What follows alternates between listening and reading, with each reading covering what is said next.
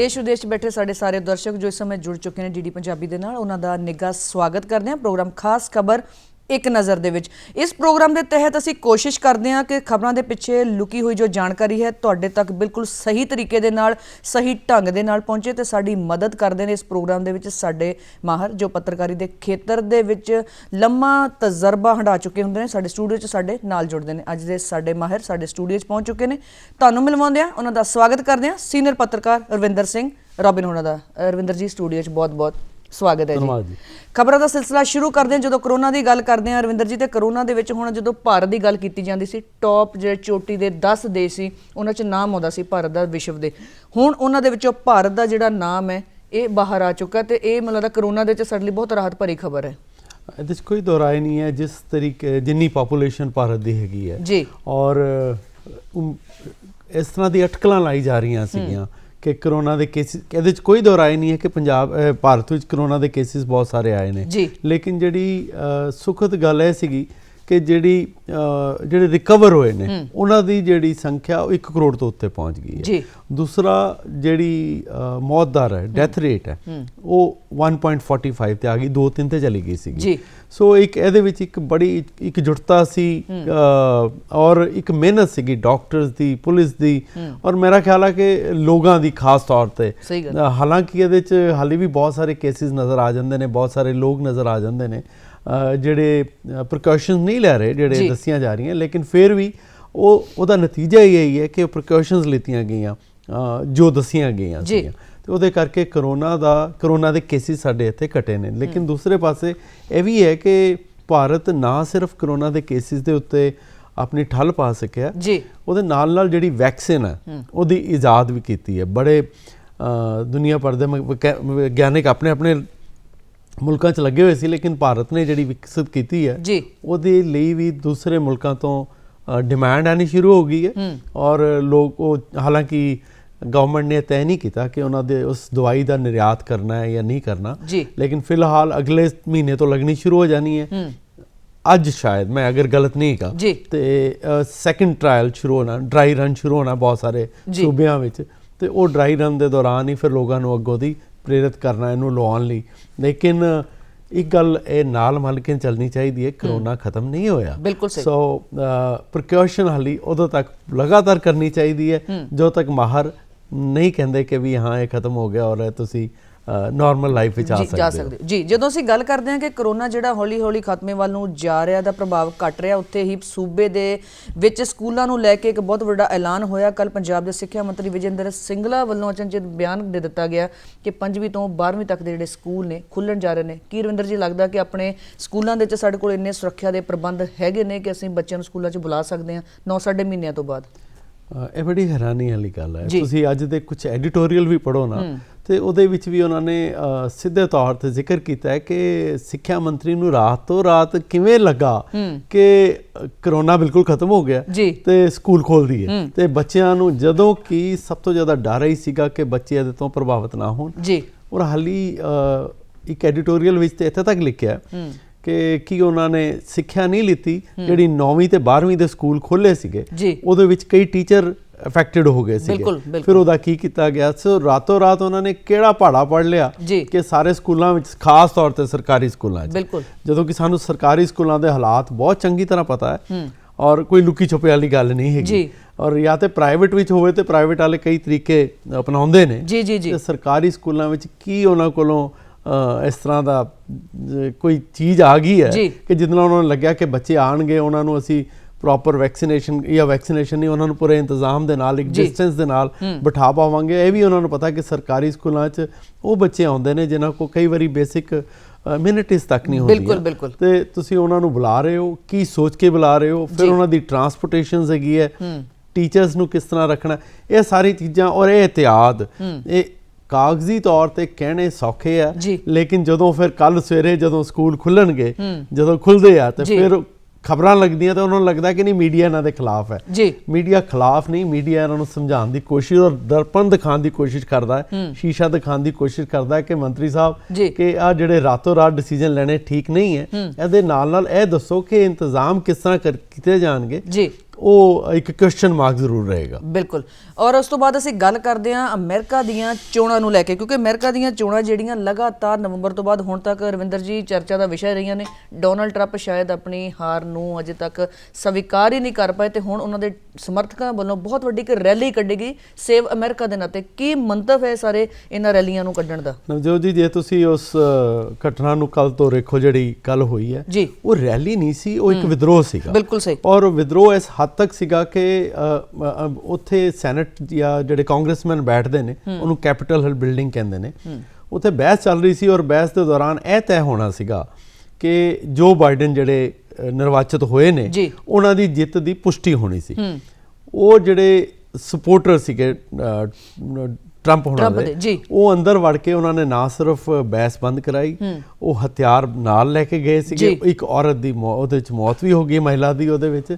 ਔਰ ਇਹ ਇੱਕ ਵਿਦਰੋਹ ਸੀਗਾ ਜਿਹਦੇ ਕਰਕੇ ਸਾਰੇ ਦੁਨੀਆ ਭਰ ਵਿੱਚ ਨਿਖੇਧੀ ਹੋ ਰਹੀ ਹੈ ਇਸ ਗੱਲ ਦੀ ਕਿ ਡੈਮੋਕ੍ਰੈਟਿਕ ਵੈਲਿਊ ਨੂੰ, ਲੋਕਤੰਤਰ ਦੀ ਇੱਕ ਰੱਖਿਆ ਵਾਸਤੇ ਅਮਰੀਕਾ ਬਾਰ-ਬਾਰ ਲੋਕਾਂ ਨੂੰ ਗੱਲਾਂ ਕਰਦਾ ਔਰ ਦੁਨੀਆ ਭਰ 'ਚ ਕਈ ਥਾਵਾਂ ਤੇ ਅਟੈਕ ਵੀ ਕਰ ਚੁੱਕਾ ਕਿ ਉੱਥੇ ਤਾਨਾਸ਼ਾਹੀ ਹੈ, ਉੱਥੇ ਲੋਕਤੰਤਰ ਦੀ ਰਖਵਾਲੀ ਨਹੀਂ ਹੋ ਰਹੀ। ਕਿ ਅਮਰੀਕਾ ਵਿੱਚ ਇਸ ਵੇਲੇ ਕੀ ਹੋ ਰਿਹਾ? ਅਮਰੀਕਾ ਇਸ ਵੇਲੇ ਸਾਰੀ ਦੁਨੀਆ ਦੇ ਸਾਹਮਣੇ ਉਹਨੂੰ ਆਪਣਾ ਇੱਕ ਰੁਖ ਦਿਖਾਉਣਾ ਚਾਹੀਦਾ, ਇੱਕ ਐਗਜ਼ਾਮਪਲ ਪੇਸ਼ ਕਰਨਾ ਚਾਹੀਦਾ, ਜਦੋਂ ਕਿ ਉੱਥੇ ਉਲਟ ਹੋਇਆ। ਪਿਛਲੇ ਕਈ ਇਲੈਕਸ਼ਨਸ ਮੈਂ ਦੇਖੇ ਅਮਰੀਕਾ ਤੇ, ਮੈਂ ਕਵਰ ਵੀ ਕਰ ਪਾਇਆ। ਪ੍ਰੈਜ਼ੀਡੈਂਟ ਓਬਾਮਾ ਜਦੋਂ ਉੱਥੋਂ ਦੀ ਉਹਨਾਂ ਨੇ ਹਾਰੇ ਸੀਗੇ ਤੇ ਉਹਨਾਂ ਨੇ ਹਾਰ ਕਬੂਲ ਕਰਦੇ ਹੋਏ ਟਰੰਪ ਨੂੰ ਇੱਕ ਬਹੁਤ ਸੋਹਣੇ ਤਰੀਕੇ ਗੱਦੀ ਸੰਭਾਲ ਕੇ ਗਏ ਸੀਗੇ। ਪਰ ਟਰੰਪ ਜਿਹੜੇ ਨੇ ਹੁਣ ਇਸ ਵੇਲੇ ਉਹ ਮੰਨ ਕੇ ਰਾਜੀ ਨਹੀਂ ਆ। ਉਹ ਚਾਹੁੰਦੇ ਨੇ ਕਿ ਜਿਹੜਾ ਚੁਣਾਵ ਹੋਇਆ ਉਹਨੂੰ ਰੱਦ ਕੀਤਾ ਜਾਵੇ ਔਰ ਉਹਨਾਂ ਨੂੰ ਹੀ ਦੁਬਾਰਾ ਤੋਂ ਉੱਥੇ ਰੀਇਨਸਟੇਟ ਕੀਤਾ ਜਾਵੇ। ਬਹੁਤ ਚੰਗੀ ਗੱਲ ਨਹੀਂ ਹੈ ਜੋ ਕੁਝ ਉੱਥੇ ਹੋਇਆ ਔਰ ਜਿਸ ਤਰੀਕੇ ਉੱਥੇ ਅਮਰੀਕਾ ਵਿੱਚ ਜੋ ਤਾਂਡਵ ਕੀਤਾ ਗਿਆ, ਮੈਂ ਤਾਂ ਕਹਿੰਦਾ ਉਹਦੇ ਵਿੱਚ ਦੁਨੀਆ ਭਰ ਦੇ ਮੁਲਕਾਂ ਨੇ, ਉੱਥੇ ਈਵਨ ਉੱਥੇ ਦੇ ਆਪ ਦੇ ਸੈਨੇਟਰਸ ਨੇ, ਉੱਥੇ ਜਿਹੜੇ ਗਿਣਤੀ ਸ਼ੁਰੂ ਹੋਣੀ ਸੀਗੀ ਉਹ ਬੰਦ ਹੋ ਗਈ ਸੀ। ਜਿਹੜੇ ਨੈਂਸੀ ਪਲੋਸੀ ਨੇ ਸਪੀਕਰ ਨੇ ਹਾਊਸ ਆਫ ਰਿਪਰੈਜ਼ੈਂਟੇਟਿਵ ਦੇ, ਉਹਨਾਂ ਨੇ ਕਿਹਾ ਕਿ ਭਾਵੇਂ ਉੱਥੇ ਕਰਫਿਊ ਲੱਗ ਗਿਆ ਹੋਇਆ ਇਸ ਵੇਲੇ ਵਾਸ਼ਿੰਗਟਨ ਡੀਸੀ ਵਿੱਚ, ਲੇਕਿਨ ਉਹਨਾਂ ਨੇ ਕਿਹਾ ਗਿਣਤੀ ਹੋਏਗੀ ਵੋਟਾਂ ਦੀ ਔਰ ਸਾਰੀ ਰਾਤ ਸਦਨ ਚਲੇਗੀ। ਉਹਦੇ ਇਲਾਵਾ ਦਰਜਨ ਦੇ ਕਰੀਬ ਜਾਂ ਉਸ ਤੋਂ ਵੱਧ ਲੋਕਾਂ ਨੂੰ ਗ੍ਰਿਫਤਾਰ ਕਰ ਲਿਆ। ਠੀਕ ਹੈ, ਪੁਲਿਸ ਨੇ ਆਪਣਾ ਕੰਮ ਕਰਨਾ, ਲੇਕਿਨ ਹੈਰਾਨੀ ਦੀ ਗੱਲ ਹੈ ਕਿ ਅਸੀਂ ਆਪਣੇ ਅੰਡਰ ਡਿਵੈਲਪ ਜਿਹੜੇ ਮੁਲਕਾਂ ਦੀ ਗੱਲਾਂ ਕਰਦੇ ਹਾਂ ਜਦੋਂ ਇਹੋ ਜਿਹੀ ਕੋਈ ਘਟਨਾਵਾਂ ਹੋ ਜਾਵੇ ਕਿ ਜੀ ਇੰਟੈਲੀਜੈਂਸ ਫੇਲੀਅਰ ਹੈ। ਅਮਰੀਕਾ ਵਰਗੇ ਮੁਲਕ ਵਿੱਚ ਇੰਟੈਲੀਜੈਂਸ ਦਾ ਫੇਲੀਅਰ ਹੋਣਾ, ਇਹਦਾ ਮਤਲਬ ਹੈ ਕਿ ਉੱਥੇ ਦੇ ਸੰਸਥਾਨ ਜਿਹੜੇ ਆ ਉਹ ਕਮਜ਼ੋਰ ਹੋ ਗਏ ਆ। ਔਰ ਜਦੋਂ ਇੱਕ ਇੰਸਟੀਟਿਊਸ਼ਨ ਕਮਜ਼ੋਰ ਹੋ ਜਾਵੇ ਤੇ ਲੋਕਤੰਤਰ ਦੀ ਰੱਖਿਆ ਕਰਨੀ ਔਖੀ ਹੋ ਜਾਂਦੀ ਹੈ। ਤੇ ਮੈਨੂੰ ਲੱਗਦਾ ਹੈ ਕਿ ਜਿਹੜੇ ਜੋ ਬਾਈਡਨ ਨਵੇਂ ਰਾਸ਼ਟਰਪਤੀ ਆਣਗੇ ਇਹਨਾਂ ਚੀਜ਼ਾਂ ਨੂੰ ਜ਼ਰੂਰ ਦੇਖਣ, ਧਿਆਨ ਚ ਰੱਖਣਗੇ। ਜੀ, ਅਮਰੀਕਾ ਤੋਂ ਬਾਅਦ ਗੱਲ ਕਰਦੇ ਹਾਂ ਪਾਕਿਸਤਾਨ ਦੀ, ਜੇ ਨਾਲ ਜਿਹੜੇ ਮੁੰਬਈ ਹਮਲੇ ਦੇ ਵਿੱਚ ਮਾਸਟਰ ਮਾਈਂਡ ਰਹੇ ਨੇ ਰਵਿੰਦਰ ਜੀ ਲਖਵੀ, ਉਹਨਾਂ ਦੇ ਨਾਲ ਜੁੜੀ ਖਬਰ ਹੈ ਕਿ ਉਹਨਾਂ ਦੀ ਜਿਹੜੀ ਗ੍ਰਿਫਤਾਰੀ ਹੈ ਕਿਸ ਤਰ੍ਹਾਂ ਪਾਕਿਸਤਾਨ ਦੇ ਲਈ ਹੁਣ ਗਲੇ ਦੀ ਜਿਹੜੀ ਹੱਡੀ ਉਹ ਬਣ ਗਈ ਹੈ। ਮੈਨੂੰ ਪਰਸਨਲ ਤੌਰ ਤੇ ਪਾਕਿਸਤਾਨ ਜੋ ਇਹ ਕੁਝ ਕਰਦਾ ਆ ਰਿਹਾ ਹੈ ਪਿਛਲੇ ਕੁਝ ਸਮੇਂ ਤੋਂ, ਕਦੀ ਗ੍ਰਿਫਤਾਰ ਕਰ ਲਿਆ, ਕਦੀ ਛੱਡ ਦਿੱਤਾ, ਕਦੀ ਹਾਫਿਜ਼ ਸਈਦ ਨੂੰ ਫੜ ਲਿਆ, ਹੁਣ ਲਸ਼ਕਰ ਤੋਇਬਾ ਦੇ ਜਿਹੜੇ ਕਮਾਂਡਰ ਜ਼ਕਰੁਲ ਰਹਿਮਾਨ ਲਖਵੀ ਨੂੰ ਫੜਿਆ, ਤੀਜੀ ਵਾਰੀ ਫੜਿਆ ਔਰ ਫੜ ਕੇ ਫਿਰ ਛੱਡ ਦਿੰਦੇ ਆ। ਹੁਣ ਭਾਵੇਂ ਅਮਰੀਕਾ ਨੇ ਉਹਦੇ ਤੇ ਉਹਦਾ ਇੱਕ ਸਵਾਗਤ ਕੀਤਾ ਵੀ ਤੁਸੀਂ ਉਹਨੂੰ ਫੜ ਲਿਆ, ਲੇਕਿਨ ਨਾਲ ਅਮਰੀਕਾ ਇਹ ਵੀ ਕਹਿੰਦਾ ਕਿ ਬੰਬੇ ਟੈਰਰ ਬਲਾਸਟ ਦੇ ਜਿਹੜੇ ਮੇਨ ਦੋਸ਼ੀ ਲਖਵੀ ਹੈਗਾ, ਇਹਦੇ ਤੇ ਕੀ ਸਜ਼ਾ ਲਾਉਂਦਾ ਹੈ ਪਾਕਿਸਤਾਨ ਦੇਖਣਾ।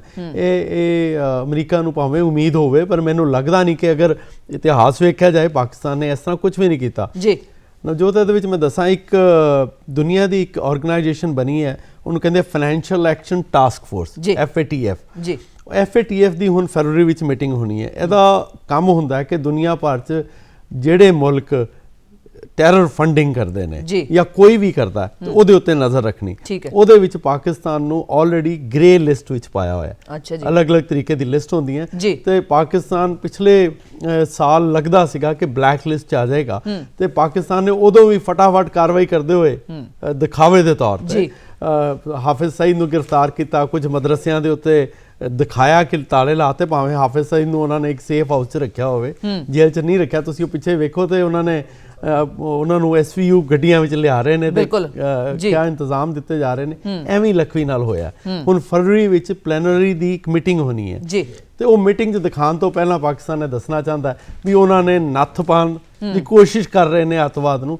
ਜਦੋਂ ਤੱਕ ਉਹਨਾਂ ਨੂੰ ਗ੍ਰਿਫਤਾਰ ਕਰਕੇ ਸਜ਼ਾ ਨਹੀਂ ਹੁੰਦੀ, ਉਦੋਂ ਤੱਕ ਪਾਕਿਸਤਾਨ ਦੇ ਆ ਦਿਖਾਵੇ ਜਿਹੜੇ ਆ ਇਹ ਦਿਖਾਵੇ ਦੇ ਤੌਰ ਤੇ ਦੇਖੇ ਜਾਣਗੇ। ਬਿਲਕੁਲ ਸਹੀ। ਅਗਲੀ ਖਬਰ ਦੇ ਵੱਲ ਵਧਦੇ ਹਾਂ ਜੀ, ਜਿਹੜੀ ਖਬਰ ਕਿਸਾਨੀ ਅੰਦੋਲਨ ਦੇ ਨਾਲ ਜੁੜੀ ਹੋਈ ਹੈ। ਕਿਸਾਨੀ ਅੰਦੋਲਨ ਦੀ ਲੈ ਕੇ ਕਿਸਾਨ ਜਥੇਬੰਦੀਆਂ ਤੇ ਕੇਂਦਰ ਸਰਕਾਰ ਦੇ ਵਿੱਚ ਮੀਟਿੰਗ ਗੱਲਬਾਤ ਲਗਾਤਾਰ ਜਾਰੀ ਹੈ। ਹੁਣ ਫਿਰ ਕੇਂਦਰੀ ਖੇਤੀ ਮੰਤਰੀ ਰਵਿੰਦਰ ਜੀ ਉਹਨਾਂ ਦਾ ਬਿਆਨ ਆਇਆ, ਤੋਮਰ ਜੀ ਦਾ, ਕਿ ਅਸੀਂ ਜਲਦੀ ਹੀ ਗੱਲਬਾਤ ਦੇ ਨਾਲ ਇਹਦਾ ਕੋਈ ਸਿੱਟਾ ਜਿਹੜਾ ਉਹ ਹੱਲ ਜਿਹੜਾ ਵਧੀਆ ਕੱਢ ਲਵਾਂਗੇ। ਦੇਖੋ ਦੁਨੀਆ ਭਰ ਵਿੱਚ ਇਹਦੀ ਚਰਚਾ ਹੈਗੀ ਹੈ, ਕਿਸਾਨ ਅੰਦੋਲਨ ਦੀ ਚਰਚਾ ਹੈਗੀ ਹੈ, ਔਰ ਕਿਸਾਨਾਂ ਦੇ ਅੰਦੋਲਨ ਨੂੰ ਲੈ ਕੇ ਦੁਨੀਆ ਭਰ ਵਿੱਚ ਕਈ ਥਾਵਾਂ ਤੇ ਮੁਜ਼ਾਹਰੇ ਹੋ ਵੀ ਰਹੇ ਨੇ। ਦੇਖੋ ਮੁਜ਼ਾਹਰੇ ਉਦੋਂ ਵੀ ਹੋਏ ਸੀ ਜਦੋਂ ਨਿਰਭੈ ਕਾਂਡ ਹੋਇਆ ਸੀਗਾ, ਤੇ ਉੱਥੇ ਸਾਡੇ ਐਂਬੈਸਡਰਸ ਬੈਠੇ, ਜਿਹੜੇ ਲੋਕ ਬਾਹਰ ਬੈਠੇ ਉਹ ਆਪਣੀ ਰੂਟਸ ਨਾਲ ਜੁੜੇ ਹੋਏ ਨੇ, ਤੇ ਉਹਨਾਂ ਨੂੰ ਲੱਗਦਾ ਹੈ, ਜੇ ਉਹਨਾਂ ਨੂੰ ਕਿੱਥੇ ਲੱਗਦਾ ਹੈ ਕਿ ਕੋਈ ਕਾਨੂੰਨ 'ਚ ਕਮੀ ਹੈ, ਤੇ ਉਹ ਆਪਣੇ ਮੁਜ਼ਾਹਰਾ ਕਰਦੇ ਨੇ, ਆਪਣੇ ਮੈਮੋਰੈਂਡਮ ਦਿੰਦੇ ਨੇ। ਉਹ ਸਾਡੇ ਐਂਬੈਸਡਰਸ ਦਾ ਕੰਮ ਹੈ ਮੈਮੋਰੈਂਡਮ ਲੈਣਾ ਤੇ ਸਰਕਾਰ ਤੱਕ ਪਹੁੰਚਾਉਣਾ। ਇਹਦੇ ਵਿੱਚ ਜਿੰਨੀ ਵੀ ਮੀਟਿੰਗਸ ਹੋਈਆਂ, 7 ਮੀਟਿੰਗਸ ਹੋਈਆਂ, 7 ਮੀਟਿੰਗ ਵਿੱਚ ਮੈਂ ਸਮਝਦਾ ਜਿਹੜੀ ਸਕਾਰਾਤਮਕ ਜਿਹੜੀ ਗੱਲ ਹੈ, ਜਿਹੜਾ ਪਲੱਸ ਪੁਆਇੰਟ ਹੈ, ਉਹ ਇਹ ਹੈ ਕਿ ਅਗਲੀ ਮੀਟਿੰਗ ਦੀ ਡੇਟ ਤੇ ਘੱਟੋ ਘੱਟ ਫਾਈਨਲ ਹੁੰਦੀ ਹੈ ਕਿ ਅੱਗੋਂ ਦੀ ਅਸੀਂ ਇਹਦੇ ਤੋਂ ਫਿਰ ਜਿੱਥੇ ਛੱਡੀ ਸੀ ਇੱਥੋਂ ਗੱਲ ਅੱਗੇ ਤੋਰਾਂਗੇ। ਰਾਹ ਖੁੱਲਦਾ। ਹਾਂਜੀ, ਜੇ ਇੱਕ ਲੰਬਾ ਪ੍ਰੋਟੈਸਟ ਹੈ, ਉਹਨਾਂ ਦੇ ਮਨ 'ਚ ਕੋਈ ਇਤਰਾਜ਼ ਨੇ, ਉਹ ਇਤਰਾਜ਼ਾਂ ਨੂੰ ਜਿਹੜੇ ਜੈਨੂਇਨ ਅਗਰ ਹੋਣ ਤੇ ਉਹਦੇ ਵਿੱਚ ਉਹਨਾਂ ਨੂੰ ਦੂਰ ਕਰਨ ਦੇ ਪ੍ਰਯਾਸ ਹੋ ਰਹੇ ਨੇ। ਸੋ ਇਹਦੇ ਵਿੱਚ ਪੋਜ਼ਿਟਿਵ ਗੱਲ ਤੇ ਇਹੀ ਹੈ।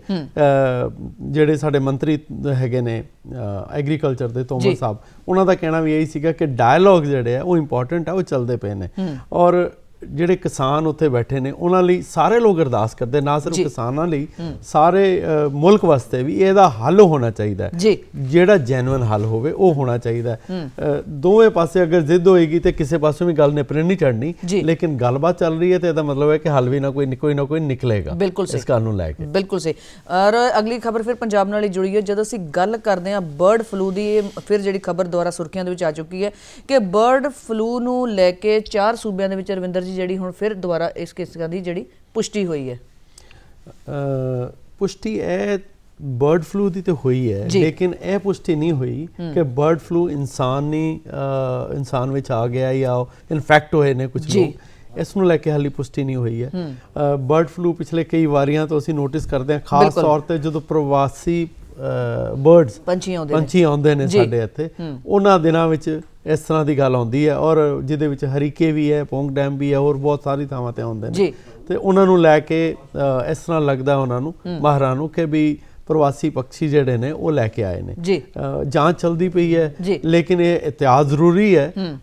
ਉਸ ਨੂੰ ਲੈ ਕੇ ਟੀਮਾਂ ਬਣ ਗਈਆਂ 5 ਸੂਬਿਆਂ ਵਿੱਚ, ਵੱਖੋ ਵੱਖਰੀ ਥਾਵਾਂ ਤੇ ਸਰਕਾਰ ਨੂੰ ਲੱਗਦਾ ਉਹਨੂੰ ਰੋਕਣ ਵਾਸਤੇ ਔਰ ਅੱਗੋਂ ਕੀ ਕਰਨਾ। ਉਹ ਟੀਮਸ ਬਣ ਗਈਆਂ ਹੋਈਆਂ, ਮੇਰਾ ਖਿਆਲ ਆਉਣ ਵਾਲੇ ਦਿਨਾਂ 'ਚ ਉਹ ਵੀ ਪਤਾ ਲੱਗ ਜਾਏਗਾ, ਲੇਕਿਨ ਫਿਰ ਵੀ ਇhtiyat ਜ਼ਰੂਰੀ ਹੈ। ਬਿਲਕੁਲ ਸਹੀ। ਔਰ ਉਸ ਤੋਂ ਬਾਅਦ ਅਸੀਂ ਆਉਂਦੇ ਹਾਂ ਸਾਡੀ ਸਿਹਤ ਨਾਲ ਜੁੜੀ ਖਬਰੀ ਮੌਸਮ ਦੀ। ਅਸੀਂ ਗੱਲ ਕਰਦੇ ਹਾਂ ਕਿ ਜਿਹੜੀ ਪਹਾੜਾਂ ਦੇ ਵਿੱਚ ਇੰਨੀ ਬਰਫ਼ਬਾਰੀ ਹੋ ਰਹੀ ਹੈ, ਜਿੱਥੇ ਸੈਲਾਨੀਆਂ ਦੇ ਲਈ ਪਰੇਸ਼ਾਨੀ ਦਾ ਸਬੱਬ ਹੈ, ਉੱਥੋਂ ਦੇ ਲੋਕਲ ਲੋਕਾਂ ਦੇ ਲਈ ਪਰੇਸ਼ਾਨੀ ਦਾ ਸਬੱਬ ਹੈ, ਉੱਥੇ ਰਵਿੰਦਰ ਜੀ ਉਹਦਾ ਜਿਹੜਾ ਸਿੱਧਾ ਅਸਰ ਆਪਾਂ ਆਪਣੇ ਉੱਤਰੀ ਭਾਰਤ 'ਚ ਦੇਖਣ ਨੂੰ ਮਿਲ ਰਿਹਾ ਕਿ ਇੱਥੇ ਕਿੰਨੀ ਵੱਡੀ ਪੱਧਰ ਤੇ ਠੰਡ ਤੇ ਧੁੰਦ ਜਿਹੜੀ ਪੈ ਰਹੀ ਹੈ। ਨਵੀਂ ਗੱਲ ਤਾਂ ਨਹੀਂ ਹੈਗੀ, ਪਿਛਲੇ ਕਈ ਸਾਲਾਂ ਤੋਂ ਅਸੀਂ ਵੇਖਦੇ ਵੀ ਪਏ ਹਾਂ, ਹੰਡਾਉਂਦੇ ਵੀ ਪਏ ਹਾਂ, ਲੇਕਿਨ ਕਈ ਇਹਦੇ ਵਿੱਚ ਚੀਜ਼ਾਂ ਸਾਹਮਣੇ ਚੰਗੀਆਂ ਵੀ ਨਜ਼ਰ ਆਈਆਂ। ਮੈਨੂੰ ਯਾਦ ਹੈ ਅੱਜ ਤੋਂ 20 ਸਾਲ ਪਹਿਲਾਂ ਜਦੋਂ ਮੈਂ ਅੰਮ੍ਰਿਤਸਰ ਤੋਂ ਜਲੰਧਰ ਦੂਰਦਰਸ਼ਨ ਲਈ ਪ੍ਰੋਗਰਾਮ ਲਈ ਆਉਂਦਾ ਸੀਗਾ, ਬਹੁਤ ਅਰਲੀ ਤੁਰ ਕੇ ਆਉਂਦਾ ਸੀ, ਸਿੰਗਲ ਰੋਡ ਹੁੰਦੀ ਸੀ, ਸਾਈਡ ਤੇ ਕੋਈ ਉਹ ਰੇਡੀਅਮ ਟੇਪਸ ਵੀ ਨਹੀਂ ਹੁੰਦੀਆਂ ਸੀਗੀਆਂ, ਬੜਾ ਔਖਾ ਹੁੰਦਾ ਸੀ ਆਉਣਾ। ਘੱਟੋ ਘੱਟ ਹੁਣ ਸੜਕਾਂ ਚੌੜੀਆਂ ਹੋ ਗਈਆਂ, ਲੋਕ ਜਿਹੜੇ ਸਾਈਨ ਬੋਰਡਸ ਲੱਗੇ ਨੇ, ਰਿਫਲੈਕਟਰਸ ਨੇ, ਹਾਲਾਂਕਿ ਬਹੁਤ ਸਾਰੀ ਟਰਾਲੀਆਂ ਤੇ ਹਾਲੇ ਵੀ ਰਿਫਲੈਕਟਰ ਨਹੀਂ ਨਜ਼ਰ ਆਉਂਦੇ, ਉਹ ਬਹੁਤ ਜ਼ਰੂਰੀ ਹੈ ਲਵਾਉਣੇ ਇਹਨਾਂ ਸਾਰੀਆਂ ਘਟਨਾਵਾਂ ਨੂੰ ਰੋਕਣ ਵਾਸਤੇ ਅਗਰ ਕੋਈ ਐਕਸੀਡੈਂਟਸ ਹੁੰਦੇ ਨੇ। ਔਰ ਇਹਦੇ ਇਲਾਵਾ ਜੇ ਬਹੁਤ ਜ਼ਰੂਰੀ ਹੈ ਫਿਰ ਨਿਕਲਣਾ ਚਾਹੀਦਾ, ਖਾਸ ਤੌਰ ਤੇ ਧੁੰਦ ਦੇ ਦਿਨਾਂ ਵਿੱਚ। ਔਰ ਜਿਹੜੇ ਕਲਾਈਮੇਟ ਚੇਂਜ ਨਾਲ ਵੀ ਫਰਕ ਪਿਆ ਇਹਦੇ ਨਾਲ। ਹਾਲਾਂਕਿ ਪਿਛਲੇ 5-7 ਦਿਨਾਂ ਜਦੋਂ ਬਾਰਿਸ਼ਾਂ ਹੋਈਆਂ ਸੀ, ਧੁੰਦ ਦਾ ਅਸਰ ਘੱਟ ਸੀ, ਔਰ ਇਹਦੇ ਇਲਾਵਾ ਠੰਡ ਵੀ ਬਹੁਤ ਫਰਕ ਪਿਆ ਸੀਗਾ। ਲੇਕਿਨ ਹੁਣ ਦੁਬਾਰਾ ਤੋਂ ਜਿਵੇਂ ਬਰਫ਼ ਪੈ ਰਹੀ ਹੈ ਔਰ ਠੰਡ ਵੱਧ ਰਹੀ ਹੈ, ਮੇਰਾ ਖਿਆਲ ਹੈ ਕਿ ਸਾਨੂੰ ਸਾਰਿਆਂ ਨੂੰ ਇhtiyat ਕਰਨਾ ਚਾਹੀਦਾ, ਖਾਸ ਤੌਰ ਤੇ ਟ੍ਰੈਫਿਕ ਨੂੰ ਲੈ ਕੇ, ਔਰ ਜਿਹੜੀ ਜ਼ਰੂਰੀ ਟਾਈਮ ਤੇ ਨਿਕਲਣਾ ਚਾਹੀਦਾ, ਠੰਡ ਤੋਂ ਵੀ ਬਚਾ ਚਾਹੀਦਾ। ਔਰ ਜਿਹੜੀ ਕਰੋਨਾ ਨਾਲ ਰਿਲੇਟਡ ਪ੍ਰੋਬਲਮਸ ਹੈਗੀਆਂ ਉਹ ਵੀ ਕਹਿੰਦੇ ਵੀ ਇਹਨਾਂ ਦਿਨਾਂ 'ਚ ਵੱਧ ਸਕਦੀਆਂ, ਤੇ ਜ਼ਰੂਰੀ ਹੈ ਇhtiyat ਕਰਨਾ। ਅਗਲੀ ਖਬਰ ਜਿਹੜੀ ਲੈਂਦੇ ਹਾਂ ਜੀ ਅਸੀਂ, ਸੂਬੇ ਦੇ ਮੁੱਖ ਮੰਤਰੀ ਕੈਪਟਨ ਅਮਰਿੰਦਰ ਸਿੰਘ ਵੱਲੋਂ ਬਹੁਤ ਸਾਰੇ ਇਸ਼ਤਿਹਾਰ ਵੀ ਅੱਜ ਅਖਬਾਰਾਂ ਦੇ ਪਹਿਲੇ ਸਫ਼ਿਆਂ ਤੇ ਦਿੱਤੇ ਗਏ ਨੇ, ਔਰ ਉਸ ਚੀਜ਼ ਨੂੰ ਲੈ ਕੇ ਉਹਨਾਂ ਨੇ ਵਰਚੁਅਲ ਮੀਟਿੰਗ ਵੀ ਕੀਤੀ ਕਿ ਜਿਹੜੀ ਇੱਕ ਬਸੇਰਾ ਸਕੀਮ ਦੇ ਅਧੀਨ ਝੁੱਗੀ ਝੌਂਪੜੀਆਂ ਵਾਲਿਆਂ ਨੂੰ ਜਿਹੜਾ ਲਾਭ ਰਵਿੰਦਰ ਜੀ ਦੇਣ ਜਾ ਰਹੇ ਨੇ, ਇਸ ਖਬਰ ਨੂੰ ਆਪਾਂ ਕਿੱਦਾਂ ਦੇਖਦੇ ਹਾਂ? ਦੇਖੋ, ਮੈਂ ਨਾ ਅੱਜ ਦੀਆਂ ਅਖਬਾਰਾਂ ਵੇਖਦਾ ਪਿਆ ਸੀਗਾ, ਲੱਖਾਂ ਰੁਪਏ ਦੇ ਇਸ਼ਤਿਹਾਰ ਦਿੱਤੇ ਨੇ ਕੈਪਟਨ ਅਮਰਿੰਦਰ ਸਿੰਘ ਉਹਨਾਂ ਨੇ, ਤੇ ਉਹਦੇ ਵਿੱਚ ਉਹਨਾਂ ਨੇ ਲਿਖਿਆ ਕਿ ਜੀ ਝੁੱਗੀ ਝੋਪੜੀ ਹੋਣਾ ਨੂੰ ਅਸੀਂ ਰਹਿਣ ਬਸੇਰਾ ਵਾਲਿਆਂ ਨੂੰ ਅਧਿਕਾਰ ਦੇਵਾਂਗੇ, ਉਹ ਆਪਣੀਆਂ ਜਗ੍ਹਾ ਮਾਲਕਾਨਾ ਹੱਕ ਉਹਨਾਂ ਨੂੰ ਮਿਲ ਜਾਏਗਾ। ਪਹਿਲੀ ਗੱਲ ਤੇ ਇਹ ਹੈ ਕਿ ਇਸ ਤਰ੍ਹਾਂ ਦੇ ਇਸ਼ਤਿਹਾਰ ਦੇਖਣ ਤੋਂ ਬਾਅਦ ਇੰਝ ਲੱਗਦਾ ਚੋਣਾਂ ਆ ਤੇ ਨਹੀਂ ਗਈਆਂ। ਜੀ ਜੀ ਜੀ ਜੀ ਜੀ। ਤੇ ਉਹ ਕੈਪਟਨ ਅਮਰਿੰਦਰ ਸਿੰਘ ਜਾਂ ਕੋਈ ਵੀ ਹੋਵੇ ਸਰਕਾਰ, ਉਹ ਸਰਕਾਰੀ ਪੈਸੇ ਦੀ ਇੰਨੀ ਦੁਰਵਰਤੋਂ ਕਰਦੇ ਨੇ, ਖਾਸ ਤੌਰ ਤੇ ਇਲੈਕਸ਼ਨਾਂ ਦੇ ਨੇੜੇ ਆਉਣ ਤੇ। ਇਹਨਾਂ ਜਿੰਨੇ ਵੀ ਨੇਤਾ ਲੋਕ ਜਿਹੜੇ ਜਿੱਤ ਕੇ ਜਾਂਦੇ ਨੇ, ਉਹਨਾਂ ਨੂੰ ਲੋਕ ਵੋਟਾਂ ਪਾ ਕੇ ਭੇਜਦੇ ਨੇ ਇਹਨਾਂ ਕੰਮਾਂ ਵਾਸਤੇ। ਬਿਲਕੁਲ ਸਹੀ। ਤੇ ਜਦੋਂ ਇਹ ਕੰਮਾਂ ਵਾਸਤੇ ਤੁਸੀਂ ਕੰਮ ਕਰਦੇ ਹੋ ਤਾਂ ਢੰਡੋਰਾ ਪਿੱਟਣ ਦੀ ਕੀ ਲੋੜ ਆ? ਆਪਣੀਆਂ ਫੋਟੋਆਂ ਲਾ ਕੇ ਦਿਖਾਉਣ ਦੀ ਕੀ ਲੋੜ ਆ? ਜੇ ਕਿਸੇ ਨੂੰ ਤੁਸੀਂ ਮਲਕਾਨਾ ਹੱਕ ਦਿਓਗੇ, ਉਹ ਆਪੇ ਸਾਹਮਣੇ ਆ ਜਾਣਾ। ਸੋ ਇੰਨਾ ਖਰਚਾ ਕਰਕੇ ਔਰ ਇਹ ਦਿਖਾਵੇ ਕਰਕੇ ਦਿਖਾਉਣ ਦੀ ਲੋੜ ਨਹੀਂ ਹੈਗੀ। ਔਰ ਇਹ ਆਮਦ ਹੈਗੀ ਹੈ, ਇਹ ਚੁਣਾਵੀ ਡੰਕਾ ਵਜਾਉਣ ਦੀ ਕੋਸ਼ਿਸ਼ ਕਰਦੇ ਨੇ। ਨਾਲ ਹੀ 2 ਦਿਨ ਪਹਿਲੇ ਕਹਿੰਦੇ ਨੇ ਕਿ ਜੀ ਉਹਨਾਂ ਨੂੰ ਡਰ ਹੈਗਾ ਕਿ ਸਰਕਾਰ, ਕੇਂਦਰ ਸਰਕਾਰ ਕਿਤੇ ਇੱਥੇ ਗਵਰਨਰ ਰੂਲ ਨਾ ਲਾ ਦੇਵੇ। ਆਪਣੀ ਸਰਕਾਰ ਨੂੰ ਖਤਰੇ 'ਚ ਵੀ ਵੇਖਦੇ ਨੇ। ਇਹਦੇ ਨਾਲ ਨਾਲ ਇਹ ਸਾਰੀਆਂ ਚੀਜ਼ਾਂ ਉਹਨਾਂ ਨੂੰ ਇਹ ਨਹੀਂ ਦੱਸਦੇ ਕੈਪਟਨ ਅਮਰਿੰਦਰ ਸਿੰਘ ਹਰੀ ਜੇ ਇਸ ਤਰ੍ਹਾਂ ਦਾ ਇਸ਼ਤਿਹਾਰ ਲਾਇਆ ਤੇ ਕਿਉਂ ਨਾ ਇੱਕ ਵੱਡਾ ਇਸ਼ਤਿਹਾਰ ਨਾਲ ਇਹ ਵੀ ਲਾ ਦਿੰਦੇ ਕਿ ਗੰਨੇ ਦਾ ਜਿਹੜਾ ਰੇਟ ਹੈ ਉਹ ਅਸੀਂ ਤੈਅ ਕਰ ਦਿੱਤਾ ਹੈ। ਜੀ ਬਿਲਕੁਲ ਸਹੀ। ਪਿਛਲੇ ਸਾਲਾਂ ਤੋਂ ਪਿਛਲੇ ਸਾਲ ਦਾ 150 ਕਰੋੜ ਵਾਲੀ ਬਕਾਇਆ ਪਿਆ ਜੀ, ਤੇ ਉਹ ਕਿਉਂ ਨਹੀਂ ਭੁਗਤਾਨ ਹੋਇਆ ਉਹਦਾ, ਜਾਂ ਉਹਦਾ ਕਦੋਂ ਕਰਨਗੇ? ਕੈਪਟਨ ਅਮਰਿੰਦਰ ਸਿੰਘ ਹੋਣਾ ਨੂੰ ਉਹ ਸਾਰੀਆਂ ਚੀਜ਼ਾਂ ਦੇ ਨਾਲ ਨਾਲ ਦੱਸਣੀਆਂ ਚਾਹੀਦੀਆਂ। ਹਾਲਾਂਕਿ ਉਹ ਖੇਤੀ ਕਾਨੂੰਨ ਦੇ ਖਿਲਾਫ ਉਹਨਾਂ ਨੇ ਡੰਕਾ ਵੀ ਚੱਕਿਆ ਕੀਤਾ, ਉਹਨਾਂ ਨੇ ਬੜੀ ਸਾਰੀ ਗੱਲਾਂ ਕੀਤੀਆਂ, ਲੇਕਿਨ ਆਪਣੇ ਨਾਲ ਜਿਹੜੀ ਚੀਜ਼ ਉਹਨਾਂ ਦੇ ਹੱਥ 'ਚ ਹੈਗੀ ਹੈ ਉਹਦੇ ਬਾਰੇ ਦੱਸਣ। ਜੀ ਬਿਲਕੁਲ। ਉਹ ਅਚੀਵਮੈਂਟਸ ਦੇ ਨਾਲ ਨਾਲ ਜੇ ਉਹ ਇਹ ਕੰਮ ਕਰਨ ਲੱਗੇ ਨੇ, ਇਸ਼ਤਿਹਾਰਾਂ ਦੇ ਨਾਲ ਨਾਲ ਬਾਕੀ ਗੱਲਾਂ ਵੀ ਦੱਸਣ, ਮੈਨੂੰ ਇੰਝ ਲੱਗਦਾ। ਬਿਲਕੁਲ। ਔਰ ਤੁਸੀਂ ਬੜੀ ਖੂਬਸੂਰਤ ਗੱਲ ਕੀਤੀ ਸੀ ਕਿ ਅਗਰ ਸਰਕਾਰ ਹੈ, ਸਰਕਾਰ ਦਾ ਕੰਮ ਹੈ, ਉਹਨਾਂ ਦਾ ਮਹਿਕਮਾ ਹੈ, ਉਹਨਾਂ ਨੇ ਕੰਮ ਕਰਨਾ, ਉਹਨਾਂ ਦੇ ਵੈਸੇ ਅੰਡਰ ਆਉਂਦਾ। ਸੋ ਇਹਨਾਂ ਚੀਜ਼ਾਂ ਬਾਰੇ ਲੋਕਾਂ ਨੂੰ ਬੋਲ ਕੇ ਦੱਸਣ ਦੀ ਲੋੜ ਨਹੀਂ ਹੋਣੀ ਚਾਹੀਦੀ। ਬਿਲਕੁਲ ਨਹੀਂ ਦੱਸਣ ਲੋੜ ਹੁੰਦੀ। ਜਦੋਂ ਕਿਸੇ ਐਂਬੂਲੈਂਸ ਦੇ ਬਾਹਰ ਫੋਟੋ ਲੱਗ ਜਾਂਦੀ ਹੈ, ਉਹਨਾਂ ਸਾਰੀਆਂ ਚੀਜ਼ਾਂ ਵਾਸਤੇ ਤੁਹਾਨੂੰ ਭੇਜਿਆ ਗਿਆ, ਉੱਥੇ ਵਿਧਾਨ ਸਭਾ 'ਚ ਭੇਜਿਆ ਗਿਆ। ਉਹ ਸਾਰੇ ਕੰਮ ਲੋਕਾਂ ਵਾਸਤੇ ਤੁਸੀਂ ਕਰਨੇ ਆ, ਤੁਹਾਡੀ ਡਿਊਟੀ ਹੈ। ਉਹਦੇ ਲਈ ਇੱਕ ਸੁਪਰਫਿਸ਼ੀਅਲ ਜੇ ਫੇਸ ਬਣਾ ਕੇ ਦਿਖਾਉਣਾ, ਇਹ ਕੋਈ ਅੱਛੀ ਗੱਲ ਨਹੀਂ ਹੁੰਦੀ। ਜੇ ਕੰਮ ਹੋਣਗੇ ਤਾਂ ਨਜ਼ਰ ਆ ਜਾਏਗਾ। ਮੈਂ ਤੁਹਾਨੂੰ ਕਹਿ ਰਿਹਾ ਕਿ ਜਿਵੇਂ ਮੈਂ ਉੱਥੋਂ ਦੀ ਅੰਮ੍ਰਿਤਸਰੋਂ ਇੱਥੇ ਆਉਣਾ ਤੇ ਚੌੜੀ ਸੜਕਾਂ ਹੈਗੀਆਂ, ਚੌੜੀ ਸੜਕ ਨਜ਼ਰ ਆਉਂਦੀ ਹੈ, ਉਹ ਪੁੱਲ ਨਜ਼ਰ ਆਉਂਦੇ ਨੇ। ਤੇ ਜੇ ਨਹੀਂ ਨਜ਼ਰ ਆਉਣਗੇ ਤੇ ਖੱਲੇ ਇਸ਼ਤਿਹਾਰ 'ਚ ਹੀ ਹੋਣਗੇ ਤੇ ਫਿਰ ਉਹ ਗੱਲ ਗਲਤ ਹੋਏਗੀ। ਬਿਲਕੁਲ। ਸੋ ਇਸ਼ਤਿਹਾਰਾਂ ਦੇ ਨਾਲ ਨਾਲ ਕੰਮ ਚਾਹੀਦੇ ਨੇ, ਔਰ ਕੰਮ ਸਾਰੇ ਚਾਹੀਦੇ ਨੇ। ਕੱਲੇ ਇਸ਼ਤਿਹਾਰਾਂ ਨਾਲ ਨਹੀਂ ਸਰਕਾਰ ਚੱਲੀ ਜਾ ਸਕਦੀ। ਬਹੁਤ ਸਾਰੇ ਕੰਮ ਜਿਹੜੇ ਆ ਉਹ ਰਹੇ ਹੋਏ ਆ, ਔਰ ਅਖੀਰਲੇ ਸਾਲ ਸਰਕਾਰਾਂ ਦੀ ਕੋਸ਼ਿਸ਼ ਹੁੰਦੀ ਹੈ। 2022 ਚ ਇਲੈਕਸ਼ਨ ਨੇ, ਸੋ ਉਸ ਤੋਂ ਪਹਿਲੇ ਕੋਸ਼ਿਸ਼ ਕਰਨਗੇ ਕਿ ਉਹ ਮੈਕਸਿਮਮ ਇਸ ਤਰ੍ਹਾਂ ਦੇ ਲੋਕ ਲੁਭਾਵਨੇ ਇਸ਼ਤਿਹਾਰ ਦੇਣ, ਲੋਕ ਲੁਭਾਵਨੀਆਂ ਗੱਲਾਂ ਕਰਨ। ਤੇ ਹੋ ਸਕਦਾ ਜਿਹੜੇ ਮੈਨੀਫੈਸਟੋ ਵਿੱਚ ਕੁਝ ਗੱਲਾਂ ਕੀਤੀਆਂ ਹੋਣ, ਉਹ ਦੱਸਣ ਕਿ ਜੀ ਅਸੀਂ ਮੋਬਾਈਲ ਵੰਡ ਦਿੱਤੇ ਆ ਜਾਂ ਫਲਾਣਾ ਕੰਮ ਕਰ ਦਿੱਤਾ। ਇਹ ਅਖੀਰਲੇ ਸਾਲਾਂ 'ਚ ਇਹਨਾਂ ਦੇ ਟੈਕਟਿਕਸ ਹੁੰਦੇ ਨੇ, ਪਰ ਮੈਨੂੰ ਲੱਗਦਾ ਵੋਟਰ ਬੜਾ ਸਿਆਣਾ ਹੈ। ਤੇ ਜਦੋਂ ਅਸੀਂ ਮੋਬਾਈਲ ਫੋਨਾਂ ਦੀ ਵੰਡਣ ਦੀ ਉਹਨਾਂ ਨੂੰ ਗੱਲ ਕਰਦੇ ਆ, ਸਮਾਰਟ ਇਹਨਾਂ ਨੇ ਕਿ ਅਸੀਂ ਲੈਪਟਾਪ ਵੀ ਅਸੀਂ ਦੇਵਾਂਗੇ, ਫੋਨ ਵੀ ਅਸੀਂ ਦੇਵਾਂਗੇ, ਤੇ ਉਸ ਚੀਜ਼ ਨੂੰ ਲੈ ਕੇ ਆਪਾਂ ਨੂੰ ਰਵਿੰਦਰ ਜੀ ਕੀ ਲੱਗਦਾ ਕਿ ਉਹਨਾਂ ਚੀਜ਼ਾਂ ਨੂੰ ਕਿੰਨਾ ਕੁ ਅਮਲੀ ਜਾਮਾ ਜਿਹੜਾ ਪਹਿਨਾਇਆ ਗਿਆ, ਜਿਹੜਾ ਹੁਣ ਇਹਨਾਂ ਸਕੀਮਾਂ ਨੂੰ ਵੀ ਪਹਿਨਾਇਆ ਜਾਏਗਾ? ਜਿਹੜੀ ਮੋਬਾਈਲ ਫੋਨ ਦੀ ਜਾਂ ਕਿਸੇ ਵੀ ਤਰੀਕੇ ਦੀ ਇਸ ਤਰ੍ਹਾਂ ਦੀ ਉਹ ਜਦੋਂ ਕਲੇਮ ਕਰਦੇ ਨੇ ਕਿ ਅਸੀਂ ਵੰਡ ਦਿੱਤੇ ਆ, ਕਲੇਮ ਕਰਨ ਤੋਂ ਪਹਿਲਾਂ ਮੈਨੀਫੈਸਟੋ ਵਿੱਚ ਇਸ ਤਰ੍ਹਾਂ ਦੀਆਂ ਉਹ ਲੋਕਾਂ ਨੂੰ ਲੁਭਾਉਣ ਵਾਲੀਆਂ ਗੱਲਾਂ ਕਰਦੇ ਨੇ। ਪਰ ਇਕੱਲੇ ਮੋਬਾਈਲ ਫੋਨ ਨਹੀਂ, ਮੈਨੂੰ ਹੋਰ ਵੀ ਕੁਝ ਯਾਦ ਆਉਂਦਾ ਪਿਆ। ਉਹਨਾਂ ਨੇ 4 ਹਫ਼ਤਿਆਂ 'ਚ ਡਰੱਗਸ ਖਤਮ ਕਰਨ ਵਾਲੀ ਗੱਲ ਵੀ ਕੀਤੀ ਸੀ, ਤੇ ਉਹ 4 ਸਾਲ ਲੰਘ ਗਏ, ਉਹ 4 ਹਫ਼ਤੇ ਨਹੀਂ ਮੁੱਕੇ। ਤੇ ਉਹ ਮੋਬਾਈਲ ਫੋਨ ਵਾਲੀ ਗੱਲ ਤੇ ਚੇਤਾ ਰਹਿੰਦੀ ਹੈ ਸਾਨੂੰ, ਤੇ ਲੇਕਿਨ ਉਹ ਵੀ ਗੱਲਾਂ ਨੇ, ਉਹ ਵੀ ਚੇਤਾ ਰਹਿੰਦੀਆਂ। ਤੇ ਉਹਦੇ ਲਈ ਵੀ ਇਹਨਾਂ ਨੂੰ ਯਾਦ ਰੱਖਣਾ ਚਾਹੀਦਾ ਜਿਹੜੀ ਗੱਲਾਂ ਕੀਤੀਆਂ ਸੀਗੀਆਂ, ਕਿੰਨੀ ਕੁ ਨੱਥ ਪਾਈ ਹੈ ਡਰੱਗਸ ਦੇ ਉੱਤੇ, ਕਿੰਨੀਆਂ ਕੁ ਨੌਕਰੀਆਂ ਮੁਹੱਈਆ ਕਰਾ ਪਾਏ ਨੇ, ਕਿੰਨੀ ਕੁ ਇੰਡਸਟਰੀ ਸਾਡੀ ਉੱਤੇ ਗਈ ਨੇ। ਇਹ ਸਾਰੀਆਂ ਚੀਜ਼ਾਂ ਵੀ ਦਿਖਾਉਣੀਆਂ ਪੈਣਗੀਆਂ। ਕੋਵਿਡ ਕਰਕੇ ਠੀਕ ਹੈ ਕਿ ਇੰਡਸਟਰੀ 30-40% ਡਾਊਨ ਗਈ ਹੈ, ਲੇਕਿਨ ਉਹਦੇ ਇਲਾਵਾ ਫਰੇਟ ਕੋਰੀਡੋਰ ਕਿੰਨਾ ਕੁ ਅੱਗੇ ਲਿਆ ਹੈ। ਟਾਰੀ ਵਾਗਾ ਅਗਰ ਬੰਦ ਹੈ ਪਾਕਿਸਤਾਨ ਵਾਲੇ ਪਾਸਿਓਂ, ਤੇ ਡੈਡ ਐਂਡ ਵਾਲੇ ਜਿਹੜੇ ਪਾਸੇ ਬਾਰਡਰ ਏਰੀਆ ਦੇ ਵਿਲੇजेस ਨੇ, ਉਹਨਾਂ ਲਈ ਕੀ ਕੁਝ ਕੀਤਾ ਗਿਆ। ਮੈਨੂੰ ਯਾਦ ਹੈ ਪ੍ਰਤਾਪ ਸਿੰਘ ਕੈਰੋਂ ਹੁੰਦੇ ਸੀਗੇ ਜੀ ਚੀਫ ਮਿਨਿਸਟਰ, ਤੇ ਉਹਨਾਂ ਨੇ ਬਾਰਡਰ ਦੇ ਉੱਤੇ ਇੰਡਸਟਰੀ ਨੂੰ ਡਿਵੈਲਪ ਕਰਨ ਲਈ 30 ਤੋਂ 40% ਸਬਸਿਡੀ ਦਿੱਤੀ ਸੀ। ਉਹਦੇ ਕਰਕੇ ਪੋਲਟਰੀ ਫਾਰਮ, ਡੇਅਰੀ ਫਾਰਮ, ਬੜਾ ਕੁਝ ਆਇਆ ਸੀ ਬਾਰਡਰ ਤੇ, ਲੇਕਿਨ ਉਹ ਬਾਅਦ ਚ ਬੰਦ ਹੋ ਗਿਆ। ਉਹਨਾਂ ਲੋਕਾਂ ਨੂੰ ਰੋਜ਼ਗਾਰ ਦੇਣ ਲਈ ਕੀ ਕੀਤਾ? ਰੋਬਿਨ ਜੀ, ਅਸੀਂ ਮਾਫੀ ਚਾਹੁੰਦੇ ਹਾਂ ਤੁਹਾਡੀ ਗੱਲ ਨੂੰ ਰੋਕਣ ਲਈ, ਕਿਉਂਕਿ ਸਮਾਂ ਸਾਨੂੰ ਇਜਾਜ਼ਤ ਨਹੀਂ ਦੇ ਰਿਹਾ। ਹੁਣ ਸਮਾਂ ਰਿਹਾ ਤੁਹਾਡਾ ਧੰਨਵਾਦ ਕਰਨ ਦਾ। ਤੁਸੀਂ ਸਟੂਡੀਓ 'ਚ ਆਏ, ਖਬਰਾਂ ਤੇ ਚਰਚਾ ਕੀਤੀ, ਤੁਹਾਡਾ ਬਹੁਤ ਬਹੁਤ ਧੰਨਵਾਦ। ਸਾਡੇ ਦਰਸ਼ਕਾਂ ਦਾ ਵੀ ਧੰਨਵਾਦ।